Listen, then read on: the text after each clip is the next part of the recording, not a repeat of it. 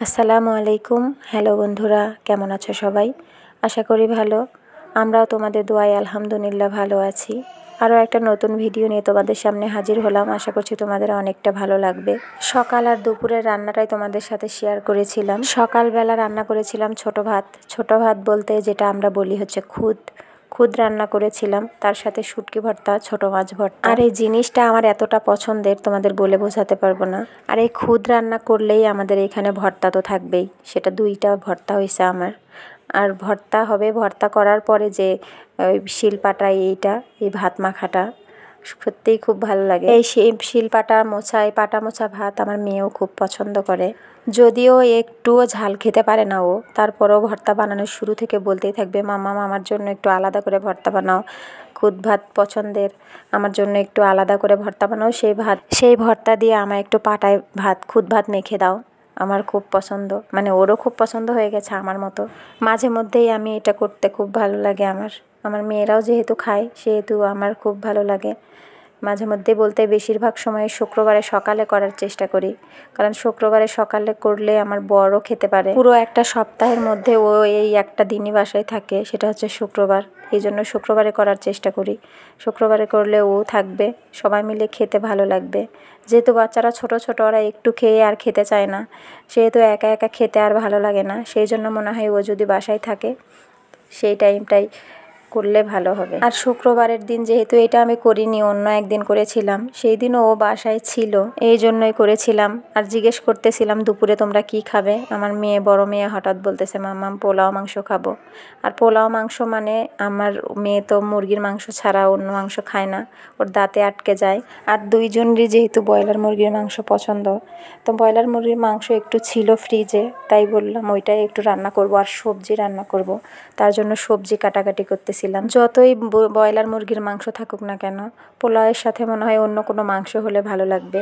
তো সেটা যেহেতু ওরা খেতে চায় না, রান্না করিনি, ব্রয়লার মুরগির মাংসই রান্না করব। পুরো একটা সপ্তাহের মধ্যে 6 দিনই সকাল দুপুর একসাথে খেতে পাই না, শুধু রাতের বেলা একসাথে খাওয়া দাওয়া হয়। কারণ ও যেহেতু মানে খেলোয়াড়, ডায়েট মেনটেন করে, এই জন্য বেশি তেল মশলা জাতীয় খাবারও খায় না। আবার ওই পোলাও মাংস রান্না করলেও বলবে যে পোলাওয়ে তেল কম দেবে।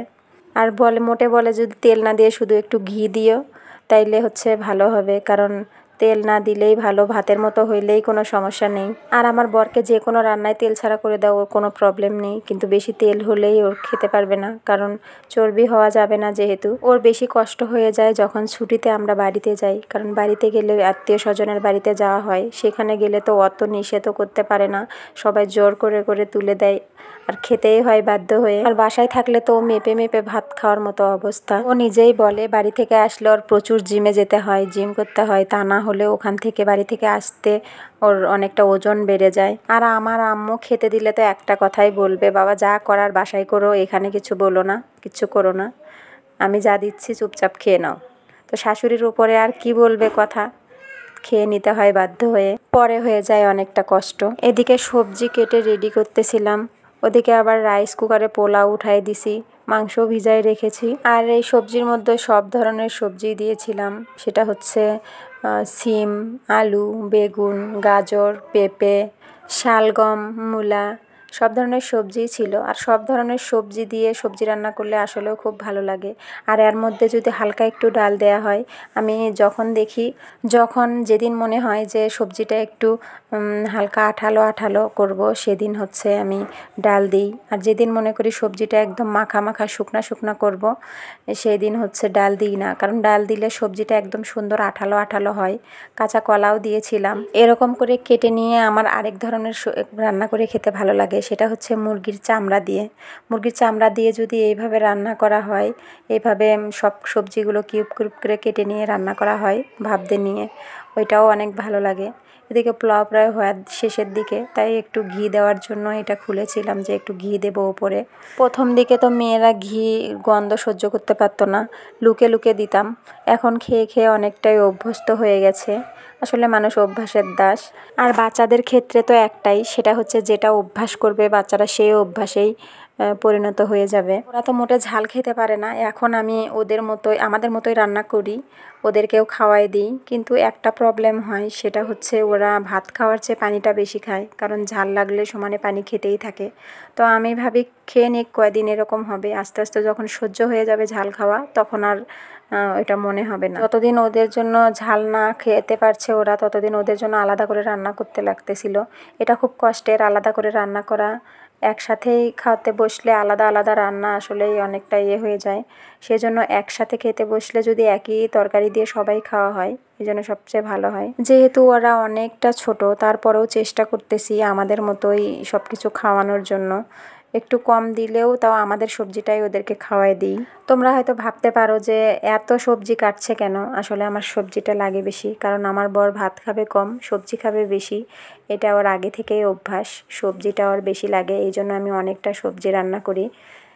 এই তো সবজি ভাপ দিয়ে নেওয়া হয়ে গেছে। এটা এখন হচ্ছে পেঁয়াজ মরিচ ভেজে নিয়ে, ব্রাউন ব্রাউন করে ভেজে নিয়ে তার মধ্যে ডাল মশলা দেব, পাঁচফোড়ন যেটা বলে আর কি, পাঁচফোড়ন দিয়ে তারপর এটা তেলে দিয়ে দেব। আসলে তেলটা অল্প একটু দিয়েছি, তাই ভাববে না যে তেল এত কম কেন। আমি আগেই বলেছি, সেটা হচ্ছে আমার বর তেল কম খায়। যেহেতু সাদা পোলাওর মধ্যেও তেল থাকবে, এই জন্য আবার এটাও যদি তেল তেল হয়ে যায়, আর সব ভাজি তো এমনি যদি শুকনো করে ভাজা হয় তেল ছেড়ে দেয়, তাই একটু হালকা তেলের মধ্যে এগুলো একটু ভেজে নিলাম।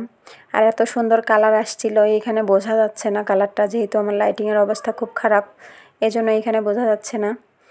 আর তারপরে মাংস রান্না করেছিলাম, বললাম যে অল্প একটু মাংস ছিল ফ্রিজে, ওইটাই রান্না করতেছিলাম কয়েক পিস আলু দিয়ে। যেহেতু মেয়েরা আলু ছাড়া কিছু বোঝেই না, 1 পিস মাংস নেবে তো 3 পিস আলু দিয়ে খাবে। যাই হোক, ফাইনালি রান্নাটা কমপ্লিট হয়ে গেল।